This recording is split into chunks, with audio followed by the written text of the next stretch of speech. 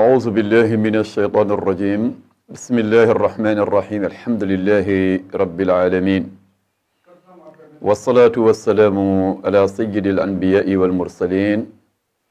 محمد وعلى آله وأصحابه أجمعين بندرابي مسلبي من كلمني من جوري من يغنون الله سبحانه وتعالى koyɗe ɗe min jogii hannde e arde ɗo hen e ayawo wiyetengo Piindi TV oɗon nganndi piindi wonko nafata so tawi fiindi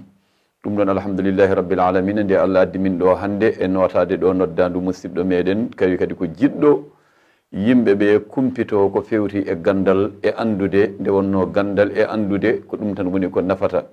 so tawi a wiyama gandal ina hen soomi andude hoore mum andude leydi mum andude musidɓe mum andude musidal mum andude dendagal kala ko Allah andini jomum ɗum waɗi jaɓɗen notade nduɗo noddandu eɗen ndenda ɗo yewtere men hannde e musidɗo meɗen hono Abou Samba Diop ɗo e haalirde walla ɗo e ayawo Piindi TV tawa ina jokkodiri e haalirde meɗen Teccan ɗum noon min calmini on min juurima on hannde ɓaade ko dañƴen e waktuji ko kalten ko heewani ndin kewendi en ƴeewa raɓɓiɗinade tan natanen tabarakallahu toɓɓere nde jiɗɗen habrodirde e musidɓe meɗen to banggal diine o nde wonno jomiraɗo subhanahu wa taala o wi en shahida allahu annahu la ilaha illa huwa Allah subhanahu wa taala ko kanko woni ceediniɗo hoore makko e seedan faagu mo ganduɗa ɗon tan kadi yoni e seedade nde wonno ko Allah tagi ko Allah jeeyi kadi ko Allah kadi ne seedani hoore muɗum e andude hol kañum kanko Allah subhanahu wa taala o andini en ala deweteɗo so wona kanko Allah kadi ala kadi poɗɗo rewede ene foti rewirede so wona Allah subhanahu wa taala nde Allah subhanahu wa taala seedani hoore muɗum nguɗo seedan faagu o rewni e seedade nde o rewni hen ko wal malaikatu kono ko malikaji ɗi ɓuri ɓallade mo kanko Allah subhanahu wa taala o rewni malikaji ɗi e settanade mo kanko Allah ko kanko tan woni Allah ko kanko tan foti rewede ko kanko tan kadi hande e rewede nde wonno kanji malikaji ɗi eɗi gandi Allah eɗi gandi kadi ne fodde nde fonde rewrede Allah eno Allah foti rewrede ayde Allah seedani hoore muɗum rewni hen malikaji muɗum o rewni hen ko holɓen ɓeɗo woni ulul ilmi en ayi jomiraɓe gande en ndeka tawi ndeke gandal ko hunde nafoore no feewi no feewi no feewi hol jomiraɓe gande en noon ɓe o sifiɗo nde wonno gande ina keewi anduɓe ina keewi sifaji gandel kadi ina heewi kono o wi ko qa'iman bil qisdi ay ɓeɗo ɓe daari koye e peesirgal haqiqa peesirgal gonga peesirgal nunɗal ko hen ɓe daari ay ɓeɗo ɓe ina ceedi ko Allah tan woni Allah ko Allah tan kadi ni foti rewede holko ji sababu noon ha ɓe mbawa ɗum dañde ɓe dañiri ɗum ko andude e gandal lamgal ko Allah tan woni Allah ko Allah tan kadi ni foti rewede ay oɗo Allah kanko tan woni mo ganduɗa ko la ilaha illa huwa dewteɗo ala so wona kanko haqiqa tan dewowo foof yo rew Allah kono noon kadi ne jiɗɗo rewde Allah o ko mawo anda holno o rewirta Allah o anda kadi holko rewirte Allah o anda kadi ne holnde o foti rewde Allah o anda kadi holɗo o foti rewde Allah ɗum waɗi al azizul hakim Allah woni e cediɗo joom ñeñal Allah subhanahu wa taala joni so tawi ko joom hakkille ƴewata ɗeɗo gueɗe ɗe Allah subhanahu wa taala haalani hoore muɗum o andat Allah kay o sifima sifa e hoore makko kanko Allah kono sifa ɗimmo o sifi ɗum koye malikaji makko sifa tataɓo o sifini ɗum ko jomiraɓe gande en ɗum waɗi hay enen windere nde enen julɓe ɓe ƴeweten koye meɗen beele koye e ngal ɗon dental jeeɗen andoɓe no Allah rewirte tawa ɓe gandiri ɗum koɗo Allah wi yo andire ɗo woni e deftere makko e sunna nelaɗo makko o sallllahu alayhi wa sallam ay ɗum waɗi yarfa illahu alladina amanu minkum walladina utul ilma ay Allah subhanahu wa taala o wi so tawi martabuji e ɓure ina kaale eno yimɓe ɓurodiri o wi so tawi ina ƴeewe ɓurɓe ɓallade walla ɓurɓe ɓamtade e ɓen ɗon hulɓe Allah jeyaɓe e nder moɗon so tawi ne ƴeewe ɓurɓe mawnude martabuji o wi ko walladina utul ilma ko ɓen hokkaɓe gande holɗen gande andude qur'ana andude shariatul muhammadiya e andude sunnati nabawiya e andude gogaji Allah e moƴƴereji Allah no Allah fecciri ɗumen ko ɓen ɗon goni yarfa illahu alladina amanu minkum walladina utul ilma darajat ay ibnu abbasin radiallahu taala anhuma o wi anduɓe e ina jogdi darajuji daraja hen foof ina mawni e dow daraja goɗɗo o wi ay neɗɗo ina gonɗina Allah tawa gonɗingol makko Allah wonɗo haaɗi kono noon a yi ganduɗo Allah o ganduɗo no Allah gonɗinirte o e ganduɗo Allah rewrete o on ɗon o jiida e gonɗinɗo Allah tan tawa wonɗo gandal makko haaɗi o wi ɗum waɗi eɓe dawrodira e martabuji ha woni ya temedde jeeɗiɗi martaba o wi tawa hen martaba hakkude men martaba goɗɗo o foof mi yahirte ko duuɓi 50 ɗum waɗi jomiraɗo subhanahu wa taala o wi en qul hal yastawi alladina yalamuna walladina la yalamun wallahi jawabu zalika so tawno julɗo namdaɗo ɗum o walla neɗɗo namdaɗo ɗum o beele anduɓe ina pota e ɓen ɓe ganda holko fotata wonde jaabowol tan ko la yastawiyani ay anduɓe porta eɓe ganda ay anduɓe Allah ɓe anduɓe no Allah hulirteɓe anduɓe no Allah rewirteɓe ɓen mbawa fodde e woɗɓe ɓe ganduɗa ɓeɗo ɓe gandano Allah hulirte ɓe gandano Allah rewrete ɓe ganda kadi fodde no fotirti e Allah no hulirte kanko subhanahu wa taala ɗum waɗi Allah subhanahu wa taala o rutti kadi o wi en innama yakhsha llaha min ibadihi l ulama o wi ay so tawi koto banggal kulol Allah ɓuri mawnude e kulol Allah ene hulirte Allah ko ɓen ɗon anduɓe dokka gandal ha gandi ko Allah tan woni Allah ko Allah tan foti hulede o rutti kadi kanko jomiraɗo subhanahu wa taala o wi en qul kafa billahi shahidan bayni wa baynakum wa man indahu ilmul kitab ay Allah subhanahu wa taala kanko dey o wi Muhammad wi yimɓeɓe qul wi kafe billahi shahidan bayni wa baynakum wallahi Allah yoni kam seede Allah yoni kam kadi ɓurɗo andude min nelaɗo Allah sallllahu alayhi wa sallam kadi ko Allah woni seedam hakkude me moɗon nde wonno min Allah ina andimi tan gasi ɓaade Allah ina andi nelaɗo Allah sallllahu alayhi wa sallam goɗɗo mbo wona Allah so anda nelaɗo ne gandal ngal Allah andi nelaɗo ngal gandal tan yoni nelaɗo Allah sallllahu alayhi wa sallam e ɓen ɓe ganduɗa Allah jippini mumen defte jangi defte ɗe ha kumpiti gandal gonga e gandal labtugal ko nelaɗo o woni mbo Allah neli kadi nelal ngal Allah neli nelaɗo ngal ɗon nelal wona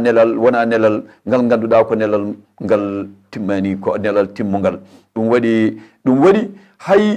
annabi meɗen Souleymane ibnu Daoud so tawi en ƴewtidima ndewo namdi danki Bilqisa nde hol biɗo ne addanamo danki Bilqisa o ko ɓen ɓe ganduɗa Allah hokkiɓe gandal ngal ganduɗa eɓe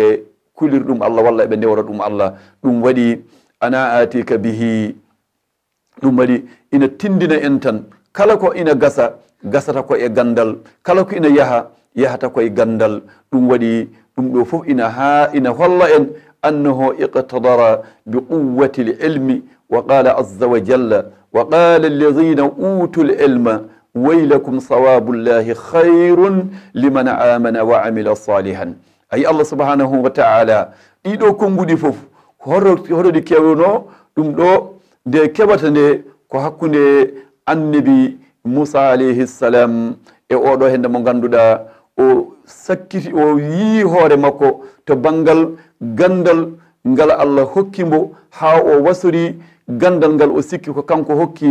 gandal ngal hoore makko kono a yii julɓe hulɓe Allah ɓe ɓen mbimo waylakum ngare gay ngarte e Allah ngare ndewe Allah sabu gandon kadi sawabullahi wallahi mbarƴitari Allah e moƴƴereji Allah ɗi Allah hokkata jiyaɗo Allah ɗin de ɓuuri hayrun kono noon koɗi moƴƴide koɗi moƴƴinoji jiɗɗo moƴƴinede o kono noon ko on mo ganduɗa liman amana billahi liman amana ko on gonɗinɗo Allah tan dañata e moƴƴereji ɗi tawa nde o dañi moƴƴere gandal ngal nde wa amila salihan o golliri moƴƴere nde kulol Allah o golliri moƴƴere nde jamiroje Allah subhanahu wa taala ɗum ɗo fof ko Allah ina holla en tan gandal ngal hokkima an julɗo ngal so tawi a andi ngal a hutorima ngal no Allah yamiriri ya hutoro ngal ni aɗa daña hen dendagal kala ko Allah fodanma e moƴƴereji e dañji ɗum e gurdam maɗa ɗum waɗi ganden kala ko neɗɗo ina daña yo ƴeew dañal ngal beele gandal ngal Allah andinimo ngal ko ɗum o dañiri gandal ɗum o dañiri ko dañi ko ɗum kadi no o gollirta kadi ko dañi ko ɗum waɗi Allah subhanahu wa ta'ala wa tilka al amsal nadribuha linnasi ay ɗiɗo yeruji e ɗiɗo misallaji ko ɗum ɗo woni ko Allah fawi e geeci yimɓe ɓe beele hawa anda hen joom haqqillaji en golliroɓe gandal moƴƴere ko Allah fodde ko Allah andini jomumen ko ɗum waɗi o wi walaw rudduhu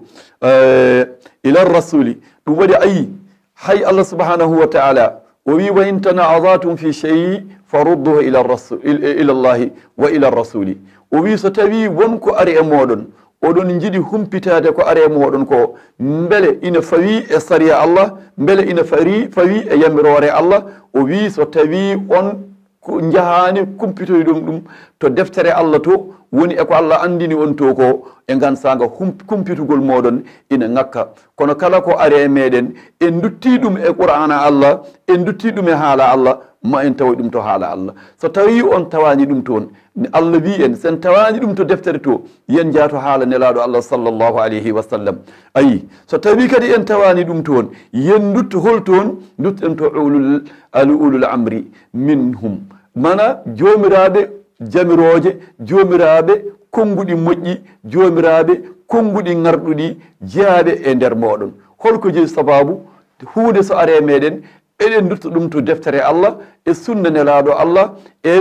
jamiroje moƴƴuɓe meɗen ko ngaha ganden holko poɗɗen hen rewde holko en potani hen rewde holko poɗɗen hen wadde holko en potani hen wadde holno potɗen hen waɗirde e holno kadi en potani hen waɗirde ƴeew kaɗo haala en gandata Allah subhanahu wa ta'ala o fawi en e sarɗiji laabtuɗi woni kala ko eɗen mbaɗa yo en paw ɗum e andude holko mbatten ko tawa gandal ngal ganduɗen hen ngal rutti ko e deftere Allah rutti koye sunna nelaɗo Allah walla rutti koye jamiroje jiyaɓe Allah ayi ɗum ɗo ya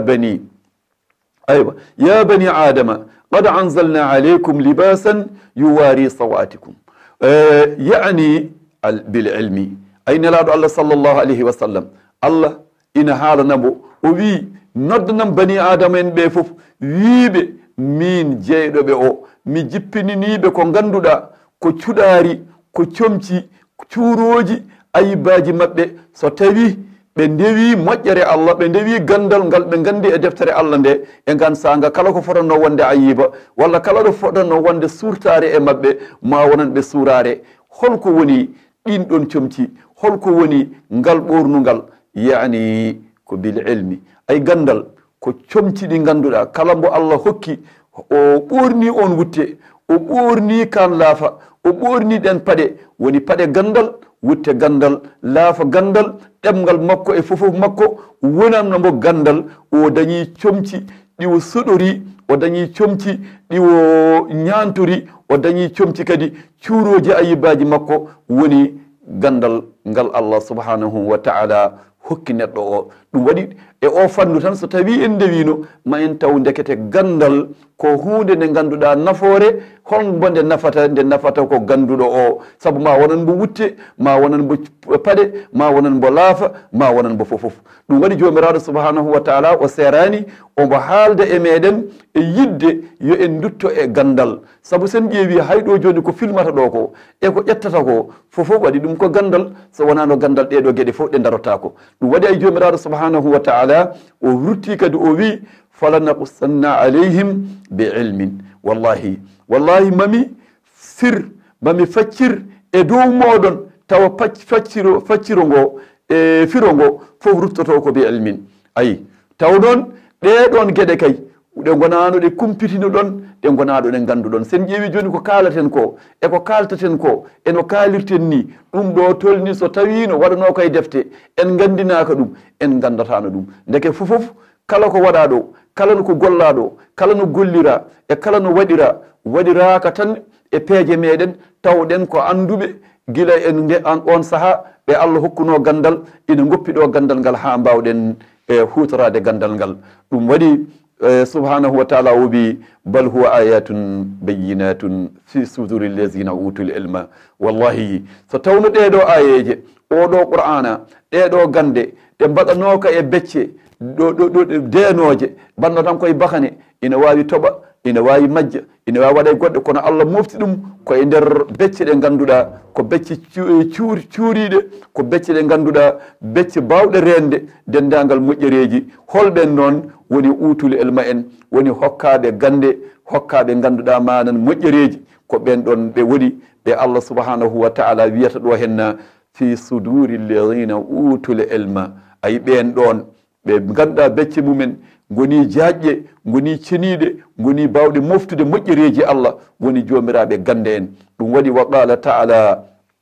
o wi Allah kadi wi khalaqa al insana wa allamahu l bayana wallahi ko min tagi neɗɗo o ko min tagimo hokkimo dendagal firoji hokkimo dendagal moƴƴereji kala ko feeñi kala ko woni yeeso makko fofof Allah andinimo ɗum mboɗa andi so tawi haaji Allah inchallah e lawol haɗani e gotol ma waɗoy zamanuji tawa eɗen mbawa kadi jottade e yañude ɗeɗo henne gueɗe ha mbawen andude holko woni haqiqatan gandal ha eko gandal nafata ha eko gandal naftorte ha ko jeeyi sababu Allah ne jippina e meɗen anduɓe ene jippinane en ganduɗa manan ɗo enen ganda gandal kadi ko eɗen gandira gandal ɗum ɗo fof ko hundeji mawɗi no fewi no fewi no fewi no fewi tabarakallah sul khaliqin ɗum noon yo Allah hokku en kadi tawtorede jalɗi goɗɗi garoji e mbawen artude ɗo henna tawten ɗo henna Abou Samba Diop e gansanga tawa koye haalirde meɗen ndeɗo wiyetede tabarakallahu ha hande Pindi TV e jokkorgal muɗum biyetegal tabarakallahu Teccan ɗum no arno ɗo hande ko musidɗo moɗon biyeteɗo Mouhamadou Niass gandiraɗo Mouhamadou Samba Niass e mi wiya ɗo tan wa sallillahuma wa sallim wa barik ala Muhammadin wa ala alihi wa sahbihi wa sallama assalamu aleykum wa rahmatullah